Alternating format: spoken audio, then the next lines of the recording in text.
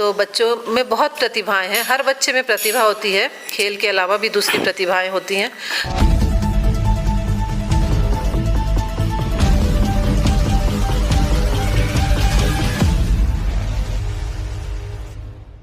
Hello दोस्तों, नमस्कार। मैं हूं संतोष पयाम और आप देख रहे हैं हमारा चैनल उम्मीद इंडिया। साथियों, बस्तर जिस तरह से खनिज संपदा और प्राकृतिक संपदाओं से भरा हुआ है, वैसे ही हमारे यहाँ पे आप बस्तर में देखेंगे तो हुनर का भी अब संपदा बन रहा है बस्तर। तो इसी बीच हम लोग हेमवती नाग जी, जो हाल ही में राष्ट्रपति महोदया से उनको सम्मान मिला है, तो उन्हीं से हम लोग आज मिलने आए हैं, जो इस वक्त कोंडागांव ज़िले से वो रहने वाले हैं। थोड़ा सा हम लोग बात करेंगे जो जहाँ रहते हैं उस जगह पे, और वहाँ के जो मैडम हैं उनसे थोड़ा सा बात करेंगे। मैम, बहुत बहुत धन्यवाद, आप हमारे चैनल के साथ जुड़ रहे हैं। मैम, सबसे पहले तो आप हमारे चैनल का थोड़ा सा परिचय दे देंगे। जी, मैं श्रीमती मणि शर्मा हूँ, अधीक्षक बालिका गृह कोंडागांव। हेमवती जो है वो हमारी संस्था में रहती है बच्ची। ये कब से रह रहे हैं मैडम यहाँ पे? मतलब ये अगस्त 2020 से बच्ची हमारे पास आई है।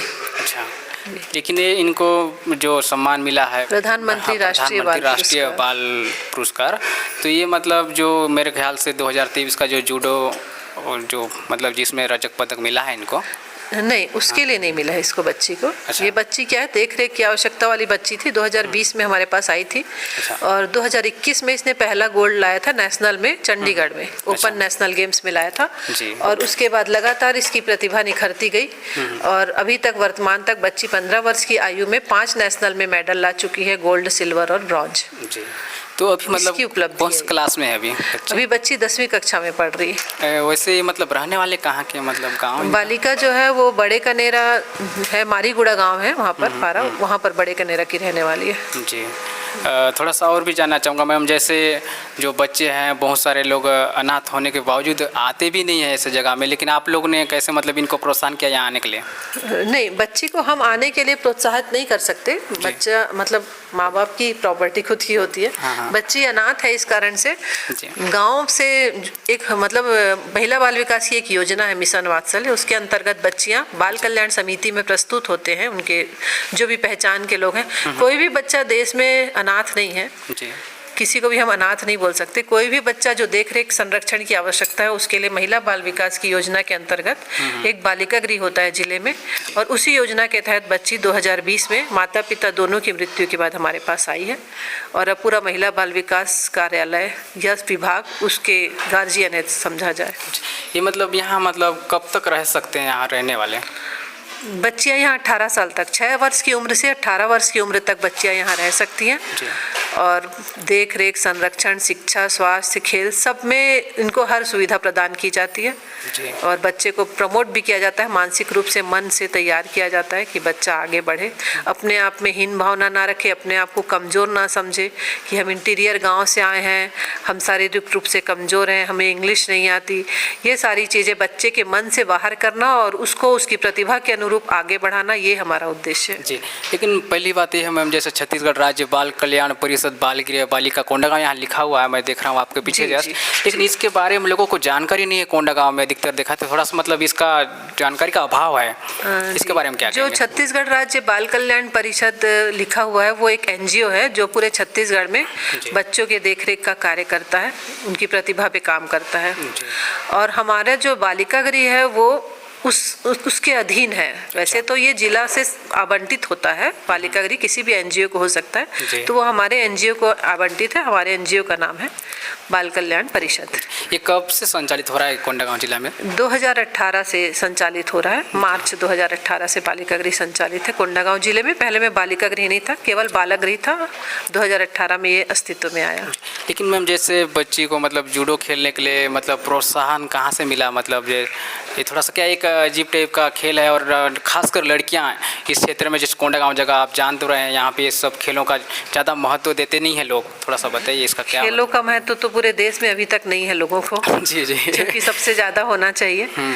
लेकिन बच्ची को यहाँ आने के बाद हम सारे बच्चों को सुरक्षा की दृष्टि से और उनके सेल्फ कॉन्फिडेंस को बढ़ाने की दृष्टि से जूडो अवश्य सिखाते हैं कि बच्ची आगे 18 साल के बाद तो हमारे साथ नहीं रहेगी, लेकिन वो इतनी कॉन्फिडेंट हो जाए कि वो अकेली कहीं भी आना जाना कर सके, अपने आप को सेट कर सके, इस कारण से सिखाया जाता है। तो सभी बच्चियां जैसे सीखने जाती थी वैसे ही इसे भी सिखाना शुरू किया गया, लेकिन बच्चे की जो प्रतिभा है उसको आगे निखारती गई और बच्ची आज राष्ट्रीय स्तर की खिलाड़ी है।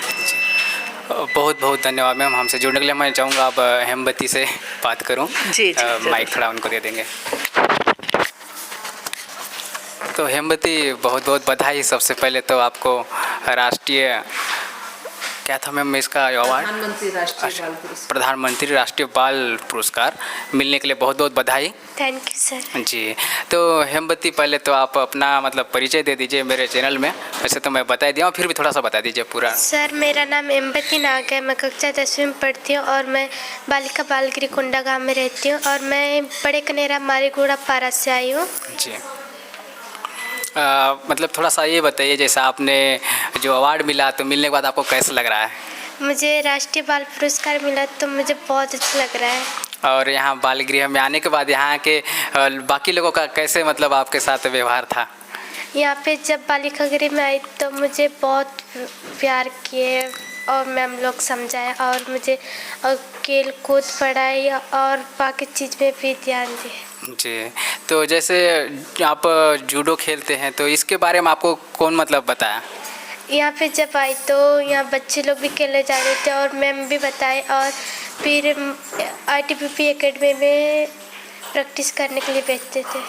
तो इसके सिवाय और कोई खेल में आप रुचि रखते हैं? जी, बाकी सब। क्या और क्या खेलते हैं? और दौड़, ऊंची कूद, लंबे कूद, कबड्डी को। अच्छा, तो उसके सिवा जैसे पढ़ाई, आप 10वीं कक्षा में हैं अभी, तो 10वीं इस साल 10वीं है, मतलब अभी तो एग्ज़ाम का, हाँ, बोर्ड एग्ज़ाम है, तो उसका तैयारी कैसे चल रहा है खेल के साथ? अभी अच्छा चल रहा है। जी, अभी तो कन्या स्कूल में ही होंगे ना मैडम? नहीं, तहसील पारा। अच्छा, तहसील पारा स्कूल में है। अच्छा, स्वामी आत्मानंद। तो जैसे आप पढ़ाई के साथ साथ ये सब भी खेलते हैं, अभी तो आप नेशनल अवार्ड जीत चुके हैं, बाहर भी खेलने वाले जाते हैं, तो मतलब क्या समस्याएं आपको यहाँ पे मतलब देखने को मिलता है? और जैसे खेलने में कोई समस्या होती है क्या यहाँ पे? खेलने का तो समस्या नहीं होता। नहीं, जैसे यहाँ खिलाने वाले भी नहीं होंगे, आपको गाइड करने वाले ज़्यादा टीचर्स? यहाँ से ले जाने में बता यहाँ से हमारे मतलब स्टाफ होते हैं। अच्छा, वो लेके जाते हैं। इनकी हाउस मदर और इनके गार्ड जो इनको लेके जाते हैं और लेके आते हैं, वहाँ पर पूरे टाइम रहते हैं, ऐसे अकेले नहीं भेज दिया जाता बच्चों को। जैसे मतलब यहाँ के जैसे बच्चे खिलाना है हमको, अधिकतर आपको कोंडागांव जैसे जगह आप हम लोग देखते हैं, अधिकतर यहाँ आप खिलाने वाले PTI वगैरह नहीं मिलते हैं, तो इनको जूडो के लिए आप मतलब कहाँ भेजते हैं ऐसा सिखाने के लिए? ITBP का जो 41 बटालियन है वो फ्री में जूडो की और आर्चरी की ट्रेनिंग देता है। हाँ, जी, तो उसमें हम भेजते बच्चों। अच्छा, तो इसका टाइमिंग क्या रहता है? जैसे अभी तो स्कूल भी रहता होगा, तो सुबह या शाम? सुबह जाते हैं एक खेलने और शाम को जाते हैं, 2 टाइम जाते हैं। हमारे को कलेक्टर महोदय जो है वो सारी सामग्री उपलब्ध करा दी है, तो अभी हमारे बच्चे शाम को यहीं प्रैक्टिस करते हैं जी, और सुबह बस वहाँ जाते हैं कोच के साथ खेलने। जी, तो मतलब आपका कुछ सपना है इसके बाद और आगे कौन सा? मेरे सपना है कि मैं आगे ओलंपिक में गोल्ड मेडल ला के और देश का नाम रोशन करना चाहती हूँ। इसके लिए बहुत बहुत आप मतलब प्रयास करिए और आप आगे बढ़िए, बल्कि आपको भी मिल जाए। तो हमारे साथ बात करने के लिए बहुत बहुत धन्यवाद हेमवती। तो मैडम से मैं थोड़ा सा और बात करूँगा, अब माइक दे दीजिएगा मैडम को। मैडम, मैं दूसरा चीज़ ये देख रहा था, जैसे आप कोंडागांव यहाँ पे आप बस्तर संभाग नक्सल प्रभावित क्षेत्र है, यहाँ पे इस खेलों को आप देखेंगे, खेल तो हमारे राज्य में उतना ज़्यादा अभी लोग महत्व नहीं दे रहे हैं, तो अपने दर्शकों को आप आपकी संस्था से बच्ची आप उभर के आई है, तो लोगों को कुछ मैसेज देना चाहेंगे क्या? हाँ, मैं परिवार वालों को देना चाहूँगी मैसेज, जो गार्जियन है, माता पिता हैं या कोई भी परिवार का गार्जियन है, वो अपने बच्चों को खेल में डाले, खेलने भेजे, साथ में जाए समय निकाल करके। तो बच्चों में बहुत प्रतिभाएं हैं, हर बच्चे में प्रतिभा होती है, खेल के अलावा भी दूसरी प्रतिभाएं होती हैं। हमको गार्जियन होने के नाते बच्चों के साथ टाइम स्पेंड करना है। यदि हम बच्चों के साथ टाइम स्पेंड करेंगे तो हमको पता चलेगा कि हमारे बच्चे किस क्षेत्र में जा सकते हैं, उसकी रुचि क्या है, और उसकी रुचि के अनुरूप हम अपने बच्चों को आगे बढ़ा सकते हैं। कुछ भी असंभव नहीं है। अधिकतर बहुत सारे गार्जियन से भी होते हैं, जैसे उनको खेलने के लिए अनुमति नहीं देते, आप खाली पढ़ाई करो, ऐसा रहता है बहुत सारे गार्जियंस का, तो इस पे आप क्या कहेंगे? नहीं, बच्चा यदि अपने रुचि के खेल में जाता है, बच्चे की रुचि खेल में और बच्चा अपनी रुचि के अनुसार खेलता है, तो श्योर है कि वो बच्चा पढ़ाई में भी आगे बढ़ेगा।